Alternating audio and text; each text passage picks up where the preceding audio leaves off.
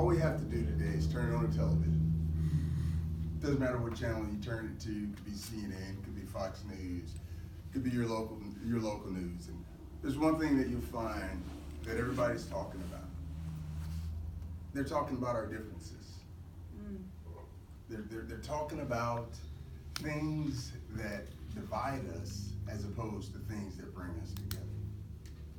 I've had the fortunate opportunity to travel all over the world during my service in the Air Force for 30 years. There's one thing that I found out. It doesn't matter where you go, what country you go to, even though all the cultures are different, colors maybe of skin may be different, race, creeds, all those different things.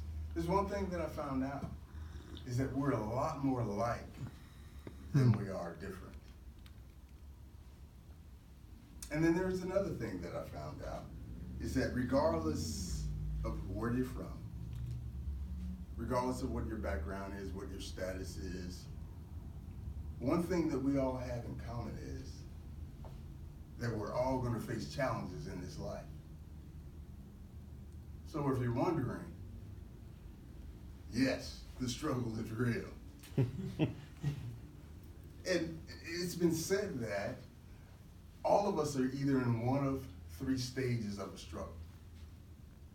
We're either right in the midst of a struggle, we're coming out of a struggle, or the one that none of us wants to talk about, we're about to go back into the struggle. And so as you sit here today, one of the things I would ask you is, where are you at in those stages of struggle today? As you think about your family, as you think about your relationships, as you think about your workplace, as you think about your business, or maybe even your health and your wellness. And that's what I'd like to do with you today, is share with you a little bit about one of my own personal struggles as it relates to my own health and wellness.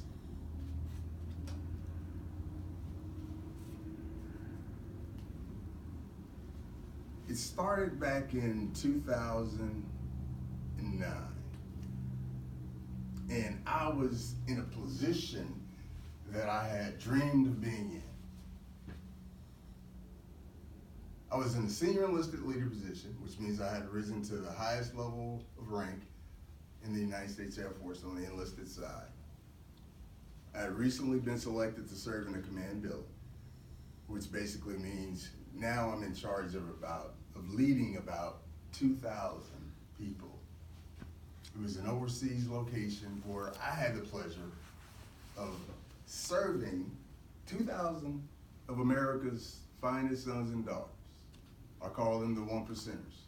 The one percenters that made a choice to serve, protect, defend this great nation and the freedoms that we hold so near and dear to our hearts. And I counted that, and I still count that, to be a very serious responsibility. And so I had to be at my very best in every area of my life. And so as I was serving there, I did something that I always wanted to do. I got into the best shape of my life. I was about 180 pounds, and I'm not talking about just any 180 pounds. Does anybody remember the movie Thelma and Louise? Remember Brad? That was one of Brad Pitt's come out moments, and it was all about his abs. And so I was all about trying to get those Brad Pitt abs. And so in 2009, not only did I do something that I absolutely despised doing, that I hated doing, and that was running. And you're like, okay, Rob, you're in the military. You have to run, right? Yes, you do. And so I received this challenge to start running half marathons. And I learned something about myself, and I learned that I could actually enjoy running for once in my life. And so it became a love of mine. And it also helped because I noticed that there's a place when you reach back here. Come on, everybody join me right here. Reach right here. You know, and we've got some interesting names for what this is right here. You know, and I found an interesting thing about it is that, you know, when I started running over 5 miles, this back fat just melted away. And it started to carve in those abs. But little did I know, while I was building this on the outside, there was a struggle that lay dormant on the inside of me. And I had no idea the struggle I was about to go into. I started losing weight. I started visiting the doctor because I started losing energy. And they found out that protein was leaving my body, and they had no idea why.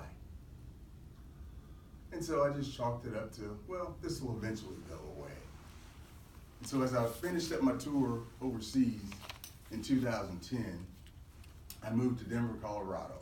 And as we got to Denver, Colorado, we were unpacking our goods, our household goods, my wife and I, and all of a sudden I got extremely dizzy, and I nearly passed out in my wife's arms. She rushed me to the emergency room, and when I got to the ER, I felt like everything on the inside of me was about to explode.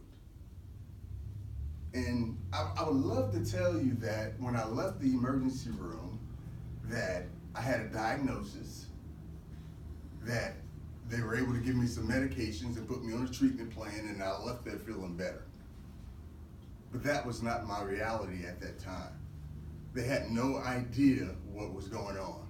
And so it took me on this journey where I saw about 12 different doctors in 2010. Took me on a journey where I moved from Denver to Las Vegas, Nevada, and I saw about 5 to 6 more doctors, and still no answers. Fast forward to clock 2013. Still no treatment, still no relief, still battling all this struggle that I'm in. And I get to a point where y'all have to send me somewhere to get me some answers. And so they gave me the option to go to Cedars-Sinai in Beverly Hills, California. Hospital of the Stars. Doesn't get any better than that. This long journey that I had been on from the beginning of this trial in 2009 all the way up until 2013 took the doctor 30 minutes to figure out what was wrong with me. Wow. And I was diagnosed with an autoimmune disorder called an inflammatory bowel disease, which is also called Crohn's disease. And there's some amazing things about this struggle that I went through that I'd like to share with you, because I realized that it's not about what we're going through, but it's about how we go through and what we learn in the midst of going through. And so 3 things I want to share with you before I sit down.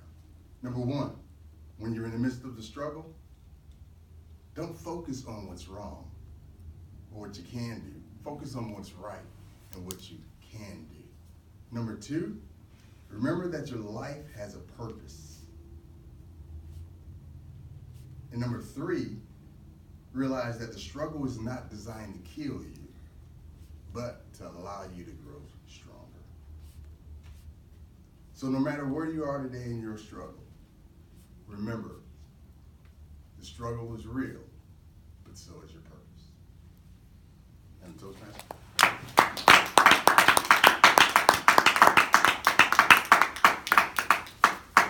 Thank you, Rob. May we have 2 minutes on the timer?